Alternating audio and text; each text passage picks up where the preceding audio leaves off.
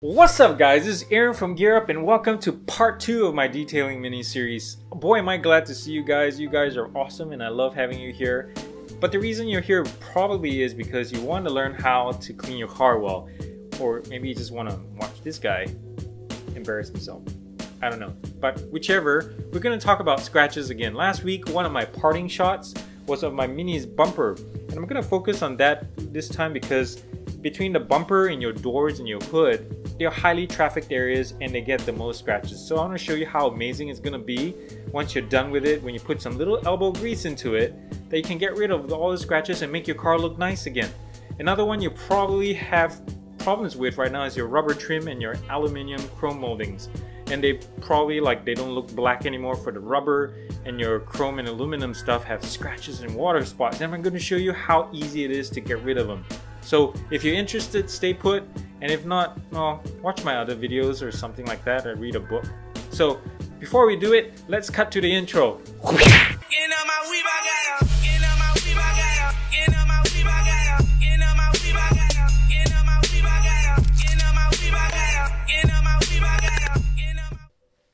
You know what I just noticed? This being a car themed video and all, and compared to all the other car video guys and couch talks and mechanic stuff out there, look in the background. This doesn't have like a car jacked up on a jack or steering wheels hung up on a wall and toolboxes, red toolboxes in the background of car posters. This looks like a home decor, home improvement video, for crying out loud. So I guess to make this more legit, I'm gonna put on my mechanic's glove, so to help you paint a better image of me, I guess. Look at this. Now I'm an authoritarian on car stuff. Yes, or just Michael Jackson with a black glove. Asian Michael Jackson. Anyways, before we move on, I'm going to answer a question that was asked in my last episode. Aaron, why is it so important to spend so much time and money to buy things like the buffer and the polishers just for my car paint? Well, I have 4 reasons, and hopefully this helps you think about it a little bit more about why it's so important to do so, to take care of your car, especially from the appearance perspective. Number 1, first, it's just good practice, good foundation, kind of like education and building a house. You want something strong from the get-go. So protecting your car paint is important because we move on to the next one. Your paint lasts longer, it's harder to damage, and from a UV perspective, it protects your paint for a longer time. Number 3 is educational. I think you learn about your car better from a chemistry point of view and physics, how things interact, and how you can buy specific things and products to counteract those chemical properties of the things that are damaging your paint, for example. So it's pretty cool. From a long-term perspective, it's a great thing to teach your kids. Some information and knowledge are great to pass down that they teach their kids. And the knowledge of taking care of their cars. Scandinavian countries do that. They teach kids about shop, welding, and all those kids know how to enjoy it and they know how to take care of their car. So why not you? And then lastly, I think you just want your car to look nice, don't you? Like straight out of the showroom nice. And once you get it down, it's gonna look great. Before we move on, I'm gonna show you a few things that we'll be using today, and maybe it'll help you shop for it and have a better idea of what I'm talking about. Last week I went through real quickly about the kind of towels that I use. So this one is it's a microfiber, but it's a little bit more pile on it, and I use this for collecting dust or heavier liquids, and this soaks up a little bit more. So my first pass, if you notice on my videos on the polishes and all waxes and things, this is my first pass to absorb more things, and I follow it up by this one. It's a little thinner microfiber, and this one captures a little bit more fine dust and all those little things, residues that are left behind. And for drying the car after you wash it, I recommend using a really thick towel like this, a soft one, soft pile, one that it can absorb a lot of water, and it'll be great for you. So anyways, and then another one for polishing the chrome and aluminum today.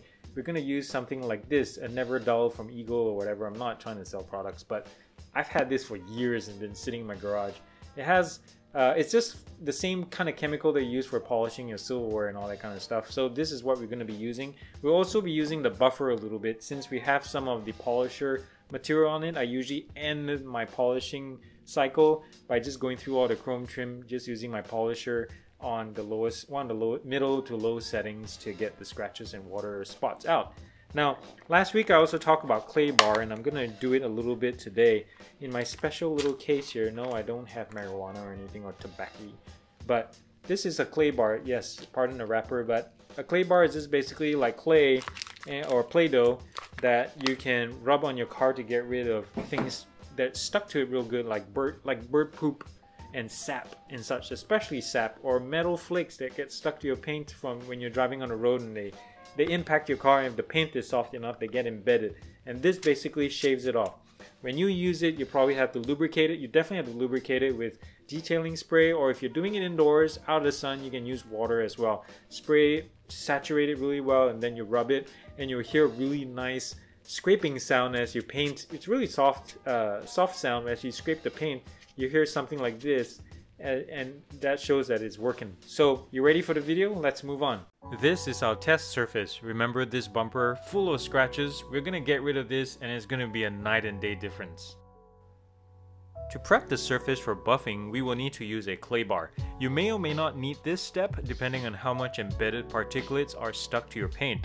But if this is your first time buffing the car, I'll recommend this as best practice. First, spray a liberal amount of detailing spray or water because lubrication, yo, can't go into it dry. Now when you can, rub the bar in a circular motion, but since the bumper top surface here is one thin flat plane, it is not really possible. Now, check the bar once in a while. It will get dirty, and when it does, re-roll the bar or the clay so you have a relatively newer surface to work with. That's really important. So la-di-da-di-da, finish up the rest of the surface, then wipe it down with a soft towel. If you're doing this in a warmer climate, it's always good practice to work in a smaller area so things don't dry and get stuck to your paint again. Okay? Cool? Now let's buffer this sucker! Like the last video, I start with the harshest polish along with the harshest buffing pad. So check out that video too for tips on using a random orbital polisher for your car. I think I just said polisher, I meant polisher, you know, like it's an honest mistake like polish. Jeez, I'm glad I don't work for HR. Okay, so then I switched to a softer pad paired with a fine finish polish. Not Polish, polish. But I'll bet that's stuck in your head now. So check it out, guys. After finishing off with a layer of Canoba wax, here's what the bumper looks like now. Crazy, right? The scratches, nicks, and grooves are all but buffed out. And not to mention the deepness and definition of the shine, it's so mirror-like. Now, it's not perfect, but if I repeated this process another time or two, the remaining scratches will be mostly gone. Next up is chrome or metal trim. As you know, they tarnish over time and with exposure to the elements, but that can be solved by using a metal polish. The exhaust tips here have seen better days, so I'll be using some rubbing pads, then buff to a shine with a clean towel. And here they are, all clean and shiny. Again, if I did another couple of passes, they'll probably be so bright that they'll blind aircraft flying overhead. As I mentioned earlier, here's the alternative, aka cheater method you can also use to polish metal and plastic trim without the need to buy additional products. My logic is that once my buffer pad is somewhat soaked with polishing compound that I used earlier on the paint, I can use it to my advantage to buff minor trim imperfections. So remember to use low or medium speed settings on the buffer, because the so-called top coat on metal trim, for example, is thinner than that on paint. So you have to be more cautious because once that top coat is gone, your trim is going to start fading. Two other locations I use this method here are the door plastic trim and the gas cap lid. Well, hello there, yes. Hey. Well, that wasn't too hard, was it? We got the scratches out and it looks really amazing. Well, hey, next week, stay tuned for it. Next week, we're going to talk about interiors, how to clean it. I have some quick tips on how to nicely clean your car, from leather to fabric to your dashboard to everything, vacuuming, whatever. We're going to make my car look nice and hopefully help getting yours back on track as well. So stay tuned for that, and I hope you join me because I love seeing you guys' faces and I love making videos like that. Well, that's all I got, guys. Thanks for watching. Nope, don't press stop yet. I have plenty to say. If you haven't subscribed already, please help me get to my magical number of 500. Right now, I'm hovering at 335, And if you can get me to 500, that would be so awesome. So tell your friends, tell your families, tell your undertaker, tell your nurses, tell everybody that you know about this channel to help me get you more quality content to review and vlog and stuff like that. So thank you ahead of time. If you haven't already, either comment down below to make suggestions or ask a question and I'll try to answer it. And thumbs up if you like this video. Remember the thumbs up. And thumbs down. Thumbs down if you're one of those people that like to dress up your dog or your cat with costumes. Did they ever have a say in it? Did they ever have a say in the conversation about what they want to wear? Maybe they want to go all birthday suit like and get rid of all their fur and go like an Egyptian cat.